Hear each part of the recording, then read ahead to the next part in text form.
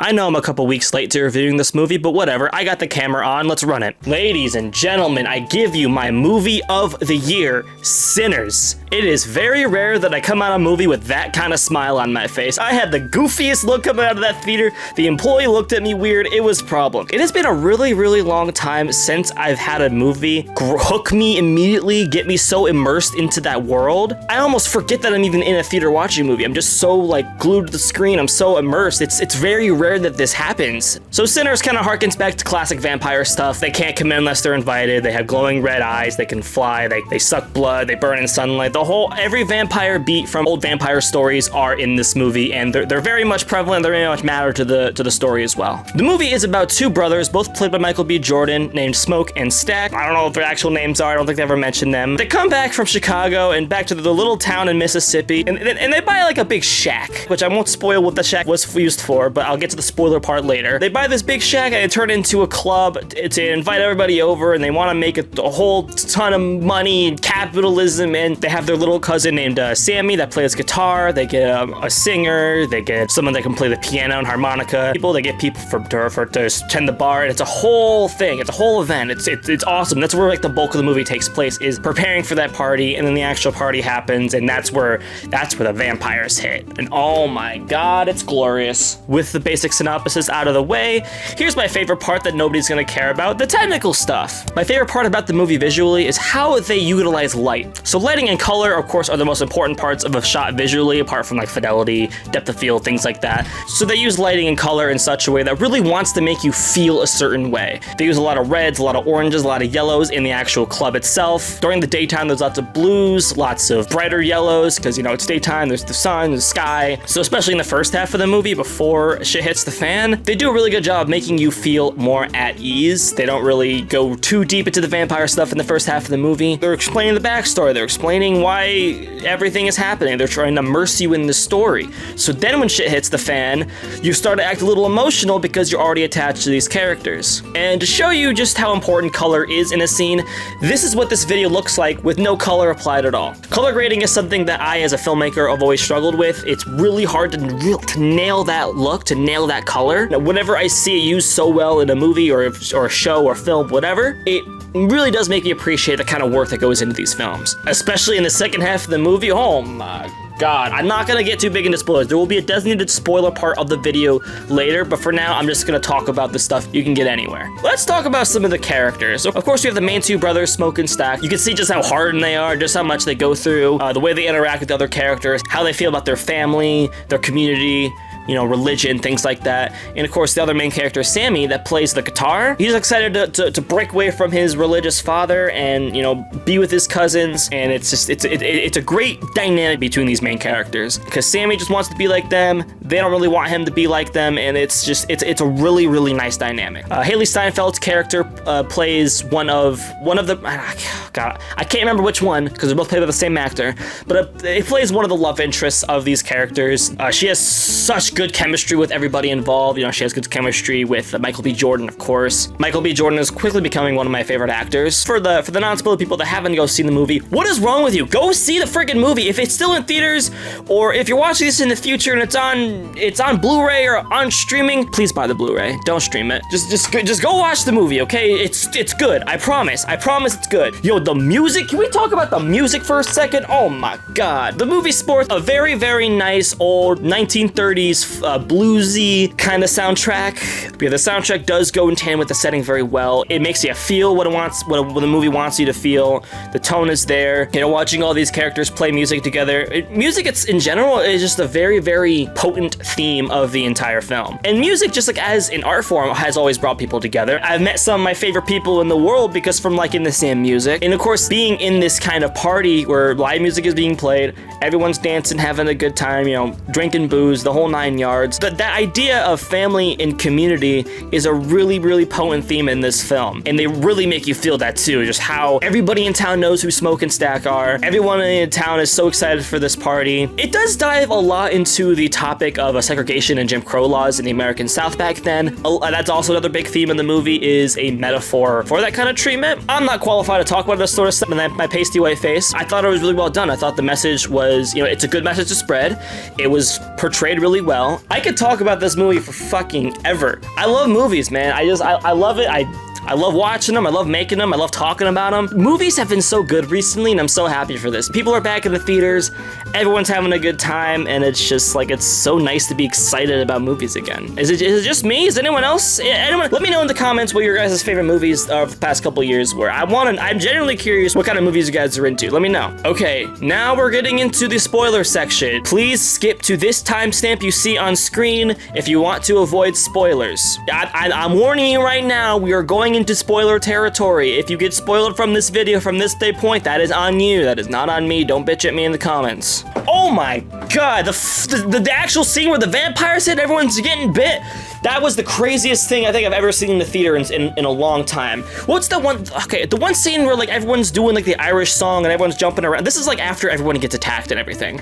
So they're outside. It's all dark. Yeah, everyone's like dancing around, jumping around, and all that. The dude comes back that was sent out, or like they think somebody was bit, so they throw him outside, and it turns out he wasn't bit, and he attacks him, and oh my god, it's like. There's a literary device that people use a lot. It's like where like, oh, I know something you don't know. That's the kind of thing I think they were going for. We know he hasn't been bit. Like we see his reactions to the vampires coming to get his ass. The main characters don't know that he's not bit.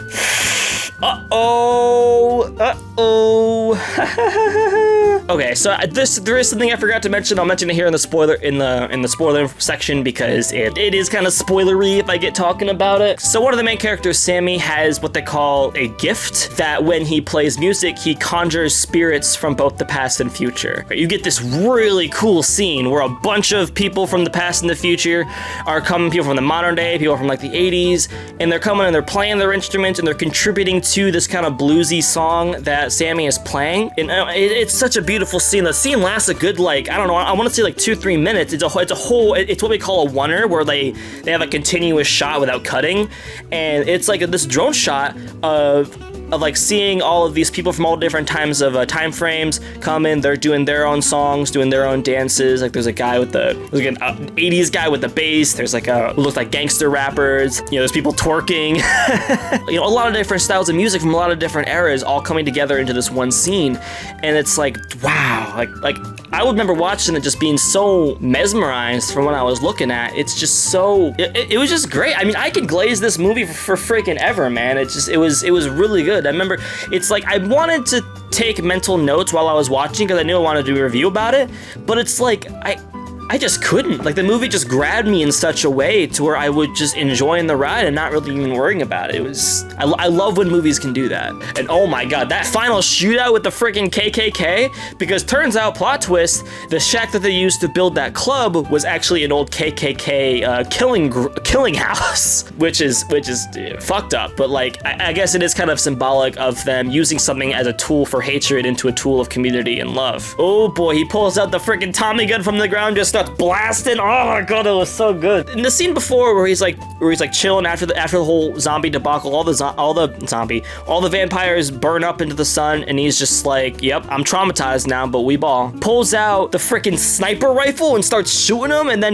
when they start shooting back, he grabs the Tommy gun from under the ground and throws grenades and cars, and oh my god, it's so good. It's so good. Another thing that was a big theme of the movie was the guitar, was Sammy's guitar. It was actually their father's guitar, Smoke and Stag. That's their father's guitar, and they lied to him saying it was like a famous person's guitar because they wanted it to I guess they wanted to carry on their dad's legacy without telling him. I don't know. Somebody can explain it better than me. I definitely do get the theming there, but like it's hard to put it to words. But so at the end of the movie, Sammy, after experiencing this whole vampire stuff, he actually does reject the church because they want to abuse his power of conjuring spirits. And in the post-credits scene, or in the end of the movie, where Sammy is a lot older and he's still playing music in Chicago, the vampires come to visit him, and there's like, we can make you do this forever. You don't have to die. You don't have to do any of this. We can let us bite you and become a vampire, and you can do this forever. We won't bother you. And he says no. He rejects them at the same way he rejected the church. They don't want him to be free. They want to abuse his power to conjure spirits. That's how they got there in the first place. place. And I just thought that was a really powerful message, and I really enjoyed it. I also like that it didn't set itself up for a sequel. See, I'm kind of preferring like more one-off movies nowadays that don't necessarily need a sequel. It definitely didn't set up for a sequel, which I thought was awesome, because then it's like, okay, this could be a self-contained thing. It doesn't need to carry on. It doesn't need to be exploited for money anymore. It can just be its own thing. Okay, spoiler part is over. Thank you all for watching. So while I did like this movie, there was one thing that I do want to mention about it. They mention a lot about Smoke and Stack going around committing crimes, you know, robbing banks, killing people. I wish we got to see more of that instead of hear about it. Now, and I get they probably want to put us in the shoes of like the average person in that town, or like they've heard all of these stories about Smoke and Stack, but they never actually seen it. I kind of get that, but it's like I kind of want to see that. Like we get the scene in the beginning where he comes out with his gun and starts shooting people that are like invading his truck or whatever. And that's awesome. But I kind of just want to see them just go out and start doing crimes. If they made like a prequel movie of them just going out and shooting people, just Michael B. Jordan and Michael B. Jordan 2 going around robbing people, that'd be awesome. Seriously though, please do not milk this movie. It's perfect as it is. Please, I beg you, Warner Brothers, do not milk this movie anymore. Re-release it in theaters. But that's it. God, Ryan Coogler is really one of the better directors of our time. You know, Black Panther, the Creed trilogy.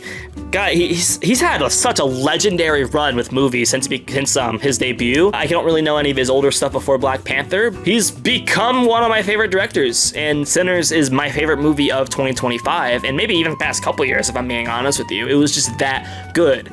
Definitely a day one pickup whenever it drops on 4K Blu-ray. I'll be watching this time and time again. Maybe when it drops on 4K Blu-ray, I'll revisit it and give you guys a more in-depth review about the whole thing, because I can't really show any much footage of it because it's not out yet. Oh man, Sinners. I've glazed this movie for the past 28 minutes. Man, I just like this movie. I haven't really heard anything negative about it. It's really one of those rare movies where it's the most indecisive piece of media on the market right now. I just like Sinners.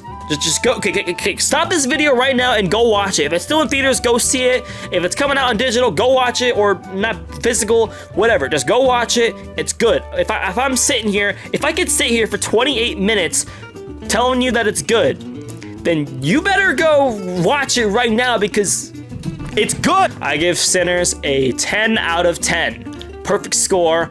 Masterpiece, classic, true classic. I generally think this movie is going to be remembered for a long time. 20, 30 years down the line, people are going to be thinking, oh man, that movie Sinners with Michael B. Jordan, that was so good. Thank you guys so much for your support on the last video. It got way more traction than I ever expected anything that I make would, so I just have each and every one of you guys to thank for it. If you haven't seen it, I will leave a card in the end slate. Thank you guys so much for watching.